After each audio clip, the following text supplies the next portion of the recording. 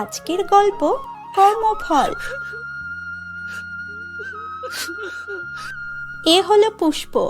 শহরের নামকরা the little flower স্কুলে সে পড়ে। জামা কাপড়ে একটু দাগ লেগে আছে বলে আজ পুষ্প বেজায় বিরক্ত। পুষ্প স্কুলের করিডোরে পৌঁছতেই ক্লাসের ঘন্টা বেজে যায়। ঘন্টা বেজে গেছে, সবাই সিটে বস। এমন সময় পরিহিত পোশাকের দাগ নিয়ে পুষ্প ক্লাসে প্রবেশ করায় অন্য বাচ্চারা কিছুটা অবাক হয়ে যায়। তখন কৌতূহলী হয়ে মিলি বলে, কি রে পুষ্প, তোর পোশাকের এই অবস্থা কেন? আর ক্লাসে প্রবেশ করতেও তো লেট করে ফেললি।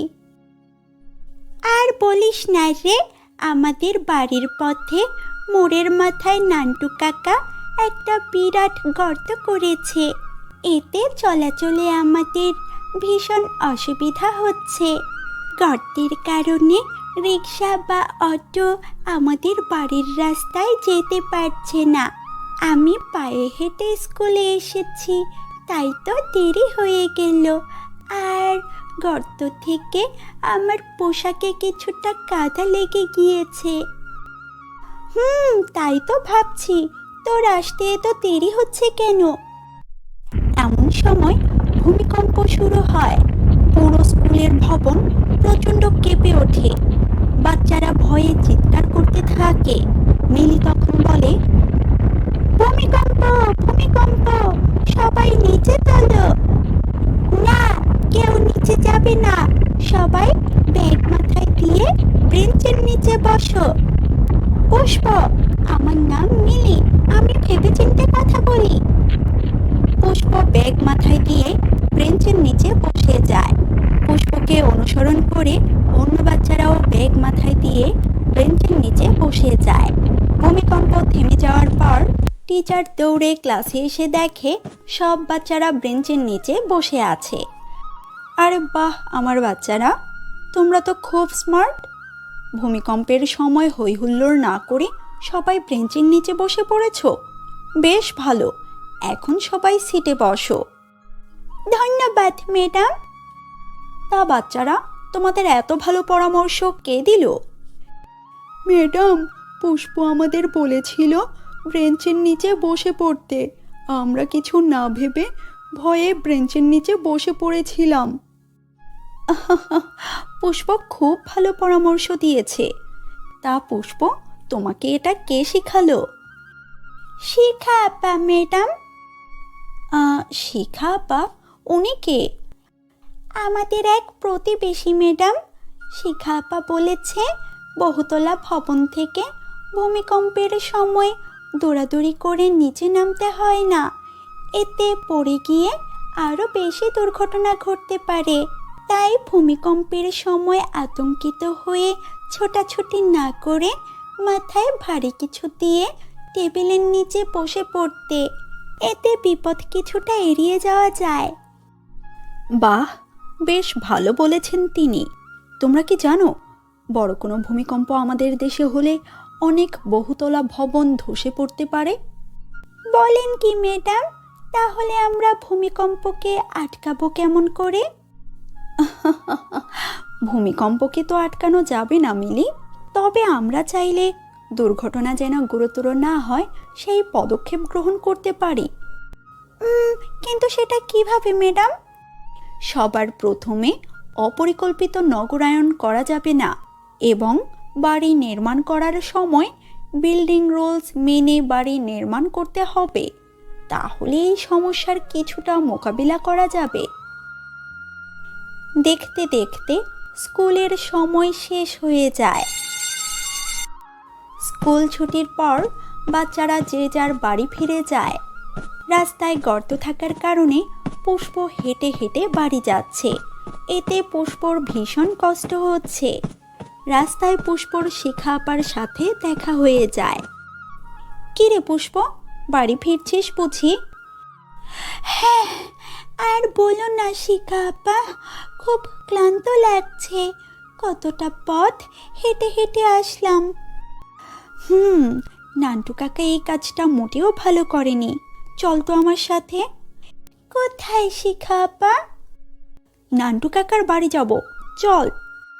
কিন্তু আপা, নান্টু কাকা যেমন বদমেজাজি মানুষ, উনি কি আমাদের কথা শুনবেন? আহ পুষ্প, বড়দের সম্পর্কে এই ধরনের কথা বলতে নেই। আমি দুঃখিত আপা। শোন, আমরা ওনাকে ভালো করে বোঝাতে পারলে উনি নিশ্চয়ই আমাদের কথা রাখবেন। এত কিছু না ভেবে এখন চল তো। ঠিক আছে আপা, চলো।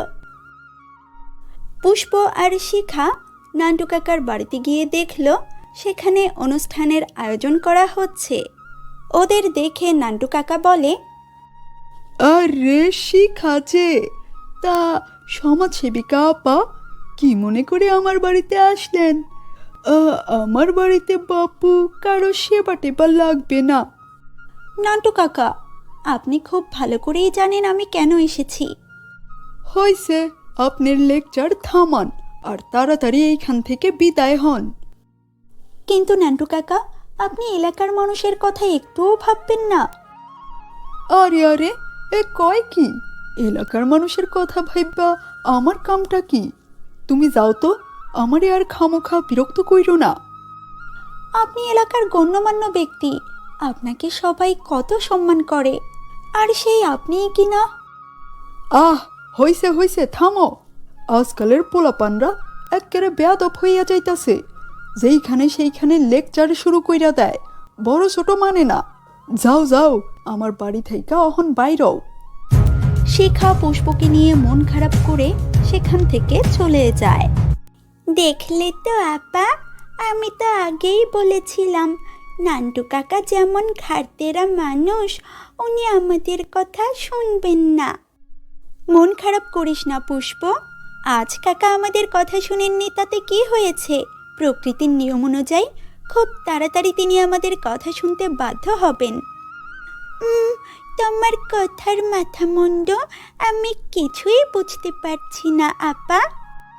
সময়ের সাথে সাথে সব বুঝতে পারবি। এখন তাড়াতাড়ি বাড়ি চল তো, নিশ্চয়ই তোর মা বাড়িতে চিন্তা করছেন। তারপর ওরা ওদের বাড়ি ফিরে যায়। সন্ধ্যায় নান্টু সাহেবের বাড়িতে অনেক ভোজের আয়োজন করা হয়, কারণ নান্টু সাহেবের একমাত্র মেয়ে তমা বিদেশ থেকে বাড়ি ফিরছে। তমা যেই গাড়িতে করে আসছিল, সেই গাড়িটা নান্টু সাহেবের করা খাদে পড়ে যায়। তখন শিখা সেই পথ দিয়ে হেঁটে হেঁটে যাচ্ছিল। শিখা তমাকে গাড়ি থেকে বের করার চেষ্টা করলো, কিন্তু সে একা তমাকে গাড়ি থেকে বের করতে পারছিল না। সে আশেপাশে তাকিয়ে কাউকে দেখতে পেল না, তাই সে দৌড়ে নান্টু সাহেবের বাড়িতে যায়। নান্টু কাকা, নান্টু কাকা।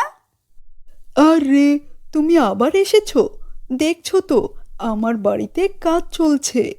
এখন যাও তো বাবা, বিরক্ত করো না। কাকা, আমি এসেছি আপনাকে বলতে তোমার গাড়ি খাদে পড়ে অ্যাক্সিডেন্ট হয়েছে। হায় হায় হায়, এইটা তুমি কি কইলা? এই, তোরা কে কোথায় আছিস? তাড়াতাড়ি আমার সাথে চল। নান্টু লোকজন নিয়ে তাড়াতাড়ি গাড়ির কাছে যায় এবং তোমাকে নিয়ে দ্রুত হাসপাতালে চলে যায়। ডাক্তার দ্রুত তোমার চিকিৎসা শুরু করে দেয়। কিছুক্ষণ পর তোমা জ্ঞান ফিরে পায়। মারে, তোর এই অবস্থার জন্য আমিই দায়ী। আমি যদি শিখার কথা তখন শুনতাম, তাহলে আজ তোর এই অবস্থা হতো না। দুঃখ পেও না বাবা, মানুষ ভুল থেকেই শিক্ষা গ্রহণ করে। যত তাড়াতাড়ি সম্ভব তুমি গর্তটা ভরাট করার ব্যবস্থা করো, এতে এলাকার মানুষের অনেক উপকার হবে। তা না হয় এমন দুর্ঘটনা বারবার ঘটতে পারে। আমি এক্ষুনি যাচ্ছি, লোকজন দিয়ে গর্তটা ভরাট করে ফেলবো। তোমাকে অনেক ধন্যবাদ শিখা। সময় মতো তুমি আমার পাশে দাঁড়িয়েছ বলেই আজ আমি প্রাণে বেঁচে গিয়েছি। এভাবে বলো না তমা, মানুষ হিসেবে এটা আমার দায়িত্ব। আমি শুধু আমার দায়িত্ব পালন করেছি। মা শিখা, না জেনে আমি তোমাকে কত ছোট করে কথা বলেছি, তুমি আমাকে ক্ষমা করে দিও। ছি ছি কাকা, আপনি এভাবে বলবেন না। আমি জানতাম একদিন আপনি আপনার ভুল ঠিক বুঝতে পারবেন। তারপর নান্টু সাহেব লোকজন দিয়ে রাতেই গর্তটা ভরাট করে দেয় এবং এভাবেই তিনি তার ভুল শুধরে নেয়। তো বন্ধুরা, কেমন লাগলো আমাদের আজকের গল্পটি? এইরকম নতুন নতুন সুন্দর সুন্দর কার্টুন ভিডিও পেতে অবশ্যই আমাদের ইউটিউব চ্যানেলটি সাবস্ক্রাইব করবেন। ধন্যবাদ।